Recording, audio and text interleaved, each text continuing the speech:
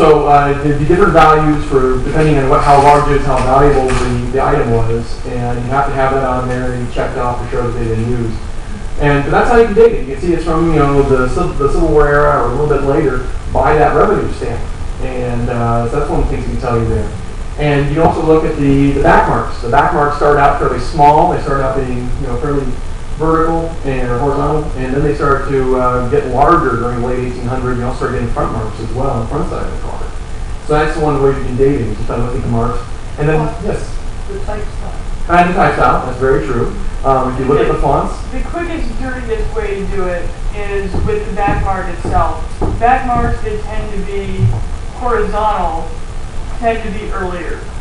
Back marks that run vertical, tend to be later. Yeah.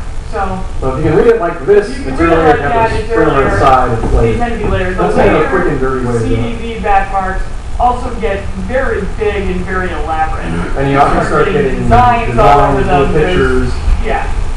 But I will tell you, if you start doing the research, you can figure out a lot about photographers, about where they were. This example we have up here is sort of an inside joke because we played around with Mummler images. But Mr. Mummler was in Boston, and his claim to fame as a photographer was that he took spirit photography. If you went and had your portrait taken on Mr. Mummler, he didn't guarantee anything, but oftentimes a mysterious ectoplasm appear in the image, and it would be a ghost, and it was actually very impressive to see his images.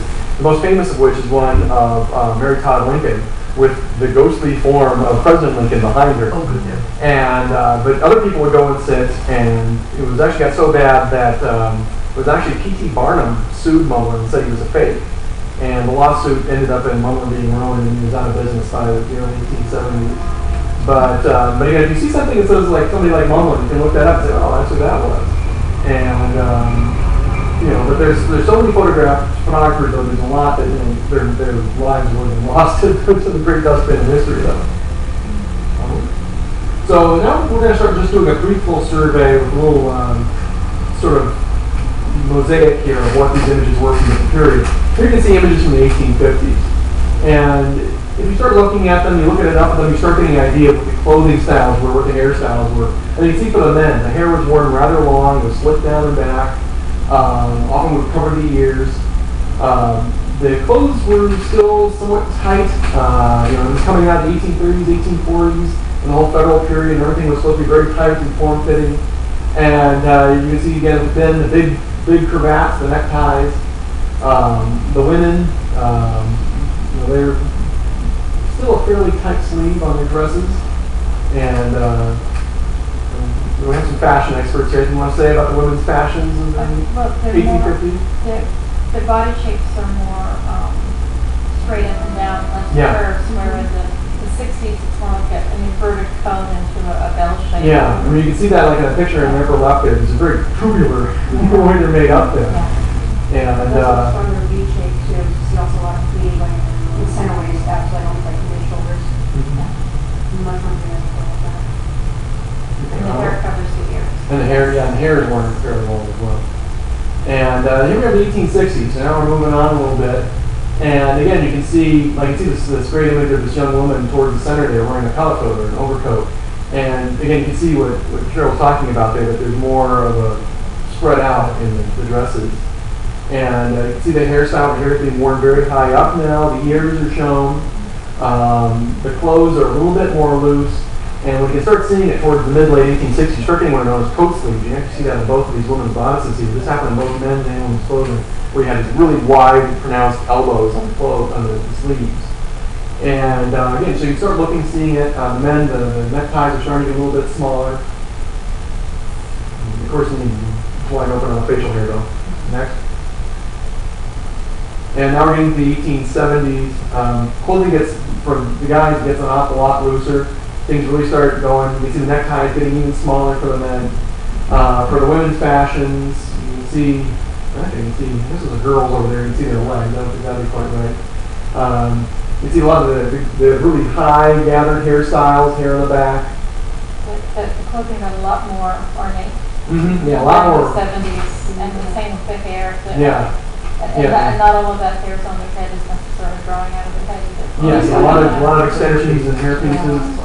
No, and the fun thing about the 1870s images, photographs and the photographic process is becoming so common now. You really start to see a lot of somewhat goofy images, Yeah. kind of like the gentleman far left. Yeah, that's one thing I said too. Now that it's getting cheaper, now that it's not this, oh, I'm going to get my likeness taken, I have to be all serious. Now you can start seeing these guys, like those guys over here with their guns, or this group of children, they're just kind of all lying over each other here, or this woman on her horse in the middle. People are starting to loosen up a little bit and have fun with the And camera. it's not unusual to find people on bicycles or fake boats in front of scenery or Yeah, and that's also where you start to get The you know, woman like on the beach horseback. backdrops Yeah. here, and you start. I mean, people really start to have fun with the camera.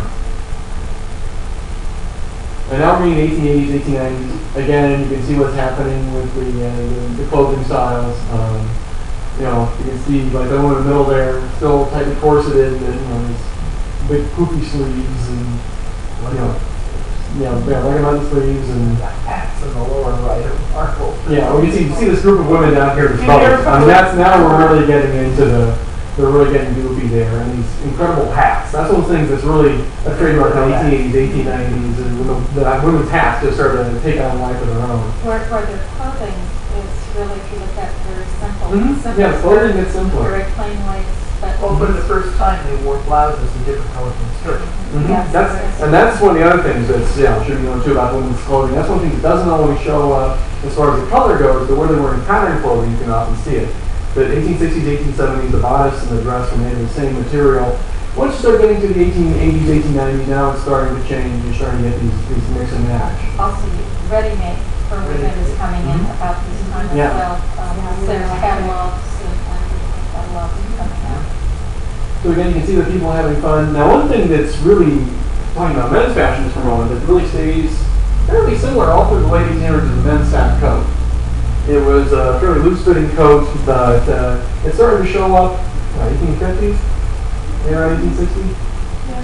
And, it carried on. That was often what was known as a sack suit later on in the later 1800s. But it would just be a fairly simple, everyday garment that was worn by men. You see that an awful lot. But also, like the gentleman in the upper right over there, especially out in the far west, you start seeing a lot more pictures of guys just in their shirt sleeves. They're not wearing a coat, they're not wearing a vest, they're just wearing normally a very thick wool or heavy cotton flannel overshirt that is often a work shirt. But these are guys that are out, gold miners, ranchers, soldiers, whatever.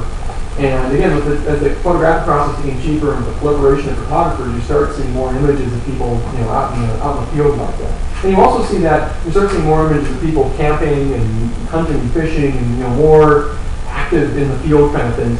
Less, it's not like it's just being constrained in studio photograph anymore. Okay. I'm sorry. I didn't think so. Yeah, I said I was going to talk about hand tinted. Okay, now the hand tinted images. This was something, when you went to a photographer, most studios, for an extra charge, would offer more or less hand tinting on the images. And this was something that was very popular. In fact, those cheeky little postage stamp size gem tintypes would often have a little bit of hand tinting in them. Often the cheeks would be hand tinted. And it was one of those things that you could get as crazy with it as you wanted. If you're really going all out for like a full plate like this, and you can get your skin tone colored in, you get your lips rouged, you can have the white color on your dress done, the gold for your jewelry done. I mean, you can basically get as close to a full color image as they were capable of doing. Now again, who knows what color her dress was? But oftentimes you will see dresses colored in. Here's this girl over here, you see that her dress is being colored in this wonderful red. And of course, obviously she came from a household that was wealthy enough to afford it, but it's wonderful she did that because again, with the clothing process, you never would have seen that her dress on the upper right there was red. And the same with this gentleman down here is wearing the red shirt, because that would have gone a very dark color and you never see it as such.